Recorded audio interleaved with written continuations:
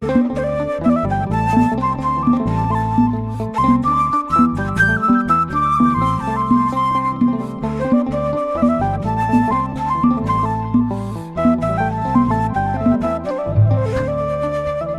እግዚአብሔር ይብዛላችሁ በያላችሁበት እንደምን አላችሁ እንደምን ቆያችሁ እንደምን ሰነበታችሁ እግዚአብሔር አምላክ በድጋሚ ስላገናኘን ስሙ ይክበር ይመስገን። ውድ ነው መርከብ ሚዲያ ቤተሰቦች እንግዲህ በቅድሚያ እንኳን አደረሳችሁ ለማለት ወዳለሁ። ኦርቶዶክሳውያን በተለይ እንግዲህ ዛሬ የአብይ ጾም እኩሌታ ላይ እንገኛለን፣ ደብረ ዘይት ማለት ነው። ደብረ ዘይት እንግዲህ ብዙ ጊዜ እንደሚነገረው ሁላችንም እንደምናውቀው ክርስቶስ ዓለምን ለማሳለፍ ይመጣባቸዋል ተብሎ ከሚጠበቁ ወቅቶች መካከል አንዱ ነው። የጾሙም እኩሌታ ነው። እንግዲህ የቤተክርስቲያናችን አባት ቅዱስ ያሬድ ይሄንን የአብይ ጾምን በ8 ሳምንታት ከፍሎታልና ከነኚህ ከ8 ሳምንታት መካከል እንግዲህ አንዱ ይሄው ዛሬ የተከበረው ደብረ ዘይት ነውና ለዚህ ያደረሰን አምላካችን እግዚአብሔር በእውነት ስሙ ይክበር ይመስገን። ይሄን በተመለከተም አንድ መምህራችን ያስተላለፉት መልእክት አለ፣ እሱን አስደምጣችኋለሁ። በአጠቃላይ አጠር ያለ ቆይታ እንዲኖረን ጭምር ነው የምመኘው። በዛሬው ዕለት ምናልባት ደብረ ዘይትን ስናስብ ምናልባት ክርስቶስ ዓለምን ያሳልፋል ተብሎ ከሚጠበቁባቸው ወቅቶች አንዱ ደብረ ዘይት ነው እንበል እንጂ ሌሎችም አሉ። ለምሳሌ ጳጉሜን ማንሳት እንችላለን። እንደዚሁ ይሄ ዘመን መለወጫ ላይ ስንደርስ ማለት ነው። በአጠቃላይ ክርስቶስ ለዓለም ፍርድ የሚሰጥበት ተብሎ የሚጠበቁ ወቅቶች በዋናነት እንግዲህ ደብረ ዘይት እንደሆነ ይነገራል። እንደገና በዕለተ ሰንበትም ክርስቶስ እንደሚመጣ ይነገርለታል። ዞሮ ዞሮ ግን ለእኛ ዋናው የሚጠቅመን ነገር ምንድን ነው ካልን ዝግጅት ብቻ ነው ከኛ የሚጠበቀው። ክርስቶስ ዓለምን ለማሳለፍ ከመምጣቱ በፊት ያኘ ዋናው ትንሣኤ ነው። ግን ወደ እኔና ወደ እናንተ እያንዳንዳችን ተሞት አለ። ያ ነው የና የናንተ ምጽአት ማለት ነው። ለምን ከሞትም በኋላም ይዘን የምንነሳው እስከ ለተሞታችን ድረስ ብቻ የሰራናትን ስራ ይዘን ስለሆነ ማለት ነው። ስለዚህ በየጊዜው መጠንቀቅ፣ መዘጋጀት፣ ሁሌ ክርስቲያን ዝግጁ ሆኖ መኖር እንዳለበት ያው ከሁላችን የተሰወረ ሚስጥር አይደለምና ታዲያ ቅዱሳን ሐዋርያት ክርስቶስን በደብረ ዘይት ተራራ ላይ ጥያቄ ጠይቀውት እንደነበርና እሱም እንደዚሁ በተመሳሳይ ለቅዱሳን ሐዋርያት ስለ ዳግም ምጽአቱ ምልክትን ነግሯቸው እንደነበረ በዚህ በደብረ ዘይት ተራራ ላይ ማቴዎስ 24 በደንብ ይነግረናል። ከዛም ውጭ ያሉ ሌሎች የመጽሐፍ ቅዱስ ክፍሎችን በደንብ አድርገው ይነግሩናል ስለ ዓለም መጨረሻ ማለት ነው። ይሄ ደብረ ዘይት እንግዲህ በተለያየ መልኩ ቤተክርስቲያናችን ታከብራለች፣ በተለያየ የቤተክርስቲያን ስርዓት ማለት ነው። እንግዲህ ለዚህ ያደረሰን አምላከ እስራኤል እንደዚሁም ደግሞ ለዛሬ ዓመት እንዲያደርሰን መልካም ፈቃዱ ይሁንልን ለማለት እንግዲህ እወዳለሁኝ። እንግዲህ ይሄንን ቪዲዮ እየሰራሁ ባለሁበት ሰዓት ምናልባት ድምጼ ትንሽ የማይክ ችግር ነበረ። ያኛው ማይኬን ትንሽ ብልሽት ገጥሞት እናንተም ኮመንት ላይ ድምጽ ጥራት እያላችሁ ብላችሁ እንደነበረ በዚህ ለማድረግ ሞክሬያለሁ። ይሄም ያን ያክል የሚሰማ አይመስለኝም። ዞሮ ዞሮ ግን አሁንም ለድምጹ ጥራት ትልቅ ይቅርታ ለማለት እወዳለሁኝ። እስኪ በቅድሚያ ሙቪዎችን እናድምጥና ወደ ቀጣይ መልእክት ደግሞ እናልፋለን። ወገኖች እግዚአብሔር ዳግመኛ ይመጣል። ዛሬ በጉቦ፣ ዛሬ በስልጣን በመበደል፣ ዛሬ የሰው ገንዘብ በመቀማት፣ ዛሬ የሰራተኛ ደሞዝ በማስቀረት፣ ዛሬ በስርቆት በማጭበርበር በሌላም ሰውን የምትጎዱ ሰዎች እግዚአብሔር ይመጣል። ዛሬ በአመንዝራነት፣ ዛሬ በሐሰት፣ ዛሬ ሰውን በመክሰስ፣ ዛሬ ሰውን በማሳጣት፣ ዛሬ አድማ በመስራት የታወቃችሁ ኑሯችሁን የመሰረታችሁ ሰዎች፣ ኑሯችሁን ያሟሟቃችሁ ሰዎች እግዚአብሔር ይመጣል።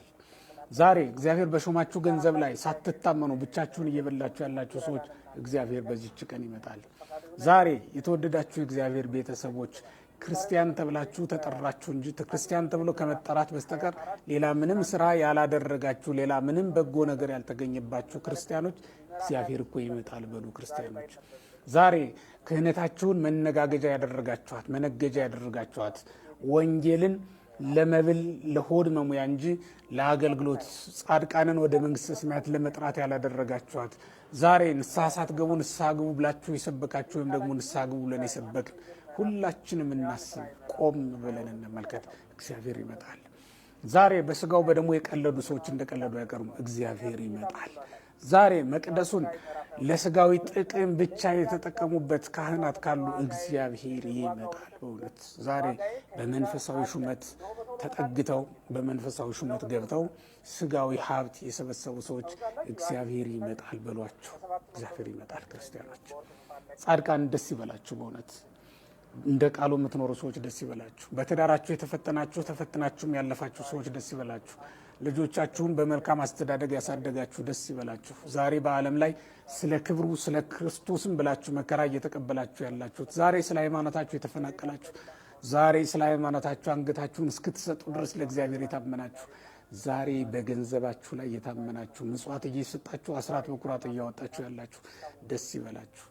ዛሬ ቀን የጎደለባችሁ ሃይማኖቴ ከሚጎል ሆዴ ጉደል ብላችሁ ሃይማኖቴን ከማጣ ሀብቴን ልጣ ብላችሁ በሰማይ ያለኝን ክብር ከምለቅ በሰማይ ያለኝን የክብር ዙፋን ከማጣ ከምለቅ በምድር ያለኝን ሹመትና ሽልማት ባጣ ይሻለኛል ብላችሁ የተዋረዳችሁ አንገታችሁን የደፋችሁ ደስ ይበላችሁ። እግዚአብሔር ይመጣል ወገኖች፣ ይመጣል።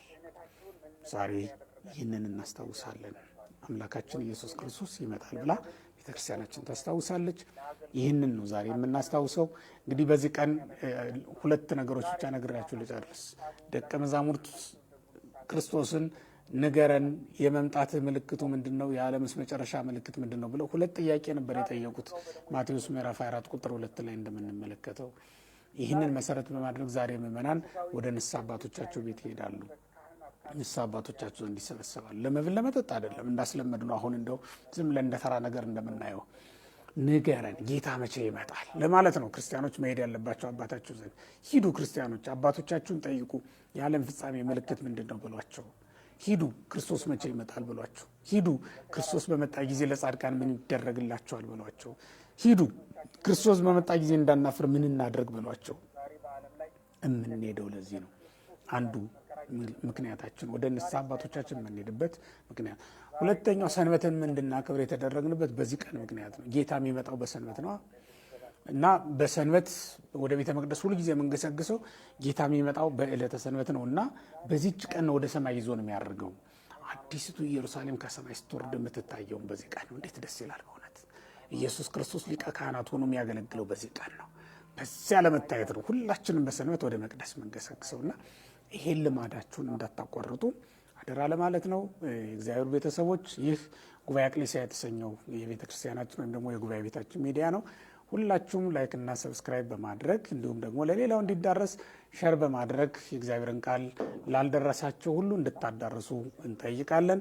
ስለነበረን ጊዜ አባቶቻችን አምላክ እግዚአብሔር ስሙ ለዘላለም የተመሰገነን፣ ሁላችንን በአገልግሎት ያጽናን። ውድ መርከብ ሚዲያ ሰዎች እንግዲህ ለመምህራችን ቃለ ሕይወትን ያሰማልን። እኔ ሁሌም ስጋቴ ይሄንን ትምህርት እንዳንዘነጋ እንዳንለምደው ነው። የሁል ጊዜ ስጋቴ ሁሌ በየመድረኩ በተለያየ ማህበራዊ ሚዲያ በተለያየ መምህራን የዓለም መጨረሻ ምልክቶች የሆኑ ያሉ ነገሮች ይነገራሉና የሰው ልጅ በባህሪው ደግሞ አንድን ነገር እየሰማ እየደጋገመ ሲሰማው ለዛ ነገር ከሚሰጠው ፈጣን ምላሽ ይልቅ እየለመደ እየረሳው የመሄድ ነገር ይታይብናል። ይሄ የሰው ልጅ ተፈጥሯዊ ባህሪ ነው። በነገራችን ላይ የሁላችንም ጋር ያለ ስለሆነ ማለት ነው።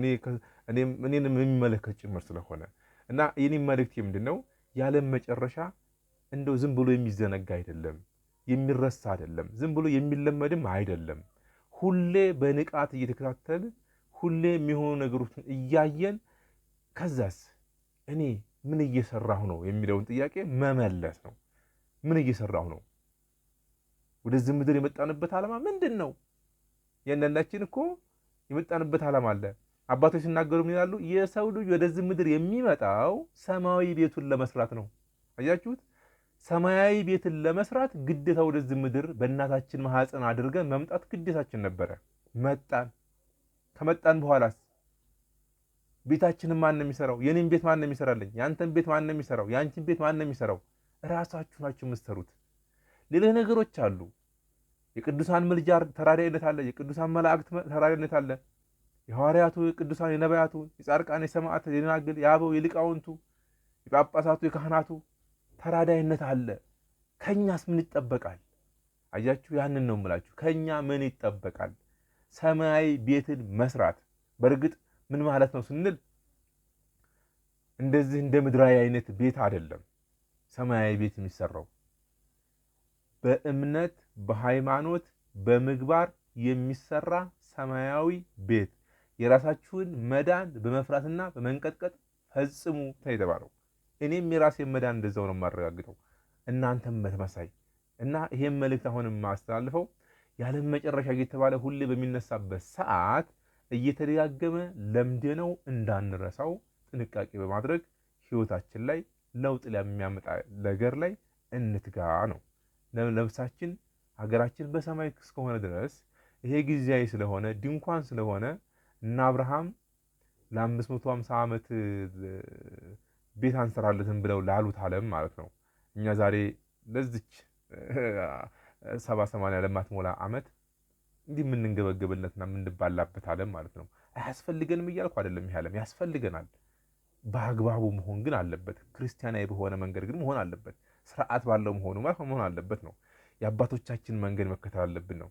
የሐዋርያቱን መንገድ የሊቃውንቱን መንገድ ተከትለን ክርስቲያን በቃ ምንድነው ዝግጁ ወታደር ነው። በነገራችን ላይ የሆነ ነገር ሲመጣ ቅሌን ጨርቄን ይሄን ላንሳ ይሄን ላዘጋጅ ይሄን ላስ የሚል አይደለም። በቃ ሬዲ ነው። ተነስ ሲባል ሬዲ ዝግጁ መሆን አለበት ነው። እንደሌላው ሰው መሆን የለብንም። እንደሌላው ስላችሁ ይገባችኋል። ኦርቶዶክሳዊ ክርስትናችን ሁሌ ዝግጁ ሆነን ልክ እነኛ በ10 ሙሽሮች ታስታውሳላችሁ አይደለ? ዘይታቸው አልቆባቸው ማብራት ያልቻሉና ዘይታቸው ሳያልቅባቸው መብራታቸውን እያበሩ ሙሽራውን ሲጠብቁ የነበሩ ሌሎቹ 5ቱ ደግሞ ሊገዙ ሄደው እንደነበረ ደናግሎችን ታስታውሳላችሁ። እኛ መሆን ያለብን ከነማን ወገን ነው? ሬዲ ሆኖ ዝግጁ ሆነው ሲሰሩ ከነበሩት ማለት ነው። ምንድነው ማድረግ ያለብን? መጾም፣ መጸለይ፣ አስራት በኩራት ማውጣት፣ የእግዚአብሔርን የቃጦር የተባሉትን መታጠቅ። ያ ማለት ነው ምግባር፣ ፍቅር፣ ትትና፣ ንጽህና፣ እነዚህን ነገሮች መታጠቅ፣ መያዝ፣ ገንዘብ ማድረግ። ከዚህ በኋላ እኛ አይደለም ዓለም ለምን ሌላ ነገር አያልፍ? በንስሐ ሕይወት መመላለስ። እንበድላለን። ሰው ዛሬ ሻወር ገብቶ የዛሬ ሳምንት አልወስድም አይልም። እንዴት እንደምቆሹ አታውቁትም። ደግሞ በነገራችን ላይ ሰው አንዳንድ ጊዜ ይሸጎዳል። አንድ ንስሐ ገብቼ ደግሞ ሆነ ኃጢአት ሰርቼ ደግሞ ድጋሚ ኃጢአት ሰራሁት ምን ይሻለኛል ይላል። ዛሬ ሻወር ወስደህ በስጋው እንኳን ማለት ነው ዛሬ ሻወር ወስደህ ወይም ወስደህ የዛሬ ሳምንት ለምን ትወስዳለህ ነው? እንደው በቃ ዛሬ ስለወሰድኩ በቃኝ ማለት ይቻላል? አይቻልም። እንዴት እንደምትቆሽ አታውቅም። መንገድ ላይ ስትጓዝ ወይ መኪና አዋራ ሊያቦንብህ ይችላል፣ ወይ ውሃ ሊረጭብህ ይችላል፣ ወይ የሆነ ነገር ሊጥልብህ ይችላል። አታውቀውም። ወይ ስተኛ የሆነ ነገር ሊነካህ ይችላል። የሰው ልጅ በነፍስም ስንሄድ ኃጢአት ነው። አንድ ሰው ንስሐ ገብቶ ታጥቦ ሳታውቁት መንገድ ላይ ወይ በስራ ቦታ ወይ በንግድ ቦታ በሆነ ቦታ ወይ ትምህርት ቦታ ሳታውቁት ሰው እንዲበድሉ ያደርጋችሁ ይችላል። መበደሉ አይደለም አሁን ትልቁ ችግር። ይሄን ስላችሁ መበደል ትክክል ነው እያልኩኝ አይደለም። እንበድላለን። በሐልዮ በነይ በገብ ኃጢአት እንሰራለን። ግን ተመልሶ ግን ንስሐ መግባት ነው። ስጋችን አንድ ሰው ለአንድ ወር ሻወር ባይወስድ ምንድነው ሊፈጠር የሚችለው? ለአንድ ወር ተውት፣ ለ2 ሳምንት ለ3 ሳምንት ማክሲመም ምንድነው ሊፈጠር የሚችለው ሰውነቱ ላይ? ይሄንን ወደ ነፍስ እንውሰደው። እስካሁን ከተወለድንበት ሰዓት እስካሁን ባለንበት እድሜ ንስሐ ገብተን የማናውቅ ሰዎች ልንሆን እንችላለን። ነፍሳችን ምን ልትመስል ትችላለች? በእግዚአብሔር ዘንድ የሚወራት ጠረን ማለት ነው። ልክ አንድ ሰው ወር ሙሉ ሻወር ካልወሰደ ምን አይነት ሽታ ነው? የሆነ ትራንስፖርት ውስጥ ቢገባ የሆነ በስጋዊ ነገር መስለን ወደ ነፍስ ስንወስደው ግልጽ ይሆናል ብዬ ስለማስብ ነው። በዛ ነው መገዘምና መረዳት አለብን። ንስሐ እንግባ። አንድ ሰው ንስሐ ገብቶ ለዘላለም እንደገና እስከሚሞት ድረስ ኃጢአት አይሰራም ማለት አይደለም። እንሰራለን፣ ሰው ነን። ግን የምንሰራው አስበን አልበን አይደለም። ቅድም እንዳልኳችሁ ነው። ዛሬ ሻወር ወስደን የዛሬ ሳምንት መልሰን የምንወስደው ሆን ብለን አይደለም። ሰውነታችን ላይ ቆሻሻ የምናመጣው ሳናቀው በማወቅም ባለማወቅም በራሳችንም በሰዎችም ምክንያት ፎርማል ኢንፎርማል በሆነ መልኩም ልንቆሽሽ እንችላለን። ያንተ ስራ መታጠብ ነው ወዳጄ። መታጠብ የምታጣጠበው ምንድን ነው? በውሃ ብቻ አይደለም። ደግሞ በደንብ እንዲጠራ ምን መሆን አለበት? ሳሙና መጨመር አለበት። ሻወር ያለ ሳሙና ብትገቡ ከላይ ላቡን ነው ልታስወግዱት የምትችሉት። ዋናውን ቆሻሻ ማስወገድ አትችሉም። ንስሐ ገብታችሁ ምን መጨመር አለበት? ምግባር፣ ሃይማኖት፣ ምጽዋት፣ ፍቅር፣ ትትና የሚባሉ ነገሮች ልክ እንደ ሳሙናው ናቸው። በደንብ ያጠሩታል። እንደ አይነት መንፈሳዊ ህይወት ሲኖረን በእግዚአብሔር ዘንድ የሚኖረን ህይወት የተቃና ይሆናል። መስመራችን የቀና፣ ኑሯችን የቀና፣ ሁሉ ነገር የተስተካከለ ይሆናል ማለት ነው። ስለዚህ ያንን ታሳቢ ያደረገ ህይወት እንዲኖረን የሚል መልእክት ማስተላለፍ ስለፈለኩ ነው። አሁንም በድጋሚ እንኳን አደረሳችሁ ለማለት ወዳለሁኝ። ወደ ቀጣይ መልእክት እንላፍ። በነገራችን ላይ ቆይ ይሄን ቪዲዮ የምታዩ ሰዎች ግን በጌታ ናችሁ? ከዳናችሁ ኮመንት ላይ ገብታችሁ ያድናል ብላችሁ ትጽፋላችሁ። ምን ኮመንት ብቻ ኮፒ ሊንክ ማድረግ እንዳደረሰ ሪፖስት ማድረግ ኮመንት ላይ ገብተው ያንን ብለው የጻፉት ሰዎች ቢያንስ 10 ሰዎች ፎሎ አድርጓቸው። ይህንን ፔጅ ፎሎ ማድረግ ግዴታ ነው።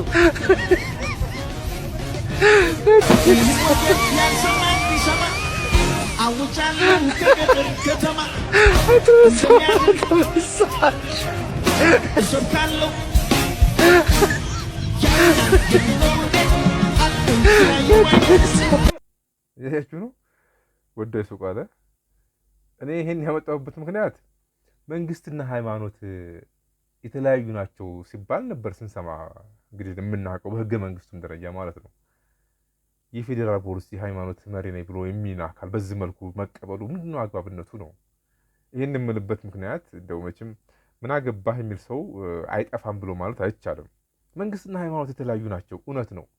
ሃይማኖትም በመንግስት ጣልቃ አይገባም፣ መንግስትም በሃይማኖት ጣልቃ አይገባም የሚለው የሀገራችን ህገ መንግስት ወዴት ገባ ነው እንዴ? ፌዴራል ፖሊስ ማለት በዚህ ደረጃ ይሄን ሰው መቀበል ምን አመጣው? በዚህ መልኩ ተዘጋጅቶ እንደ አይነት ዝግጅት አድርጎ መቀበል ምን ያገናኘዋል? ምን ማለት ነው? ምንድነው መልእክቱ ነው? ደግሞ ይመለከተናል። በነገራችን ላይ ፌዴራል ፖሊስ ማለት በሀገራችን ያሉ የፌዴራልም ይሁን የከተማ አስተዳደር ተቋማት ሁሉም ቢሆኑ እያንዳንዳችን የምናወጣው ግብር አለ። በዛ የተቋቋሙ ናቸው እያንዳንዳቸው ማለት ነው። ለዚህ ፕሮግራም የሚውሉ ነገሮች ሁሉ ከየት የሚወሰድ አይደለም። ከህዝብ የተሰበሰበ ካንተ፣ ከኔ፣ ከሱ፣ ከሳ፣ ከክርስቲያኑም፣ ከሙስሊሙም፣ ከፕሮቴስታንቱም ከሁሉም ነው። ሴኩላር በሆነ ዓለም ውስጥ እንደ አይነት ዝግጅት ማድረግ ምንድነው መልእክቱ? ምንድነው ነው? ልክ ነው ወይ? ይሄ ትክክል ነው ወይ ነው? ይሄን ምን ማለት እንዳለብኝ አላውቅም። አንድ የመንግስት ባለስልጣን እንኳን ሊታጀብ በማይችልበት መልኩ የሃይማኖት ሰው ሲጀመር በእንደዚህ አይነት መልኩ ነው መሆን ያለበት። የእግዚአብሔር አገልጋይ ነኝ የሚል ሰው፣ በመንፈስ ቅዱስ ነው የምጠበቀው የሚል ሰው በእንደዚህ አይነት መልኩ ምንድነው? ያሳዝናል። ብቻ በአጠቃላይ እየሆነ ያለው ነገር ማለት ነው። መቼም የማናየው የማንሰማው ነገር የለም። በተለይ ከቅርብ ጊዜ ወዲህ ሀገራችን ላይ እየሆኑ ያሉ ነገሮች በተለይ እምነትን መሰረት ያደረገና እምነት ላይ ቤዝድ ያደረገ የሚደረጉ የምናያቸው ነገሮች እጅግ በጣም አሳፋሪ፣ የሚያሳዝኑ፣ የማይጠበቁ ስንቱን ታዝበንስ እንዘልቀዋለን። የሃይማኖት ሰው ነኝ ካለ ምንም ጠባቂ ያስፈልገው ራሱን ችሎ መንቀሳቀስ ነው ያለበት። የራሳችሁን ሀሳብ በጨዋ ደንብ ኮሜንት ላይ ማስቀመጥ ትችላላችሁ። እኔ ያለኝ መልእክት ይሄ ነው። በድጋሚ እንግዲህ በሌላ ሀሳብ እና በሌላ ርዕሰ ጉዳይ ተመልሰን እስከምንገናኝ መልካም ቆይታ እንዲሆንላችሁ ምኞቴ ነው። ይቆየን።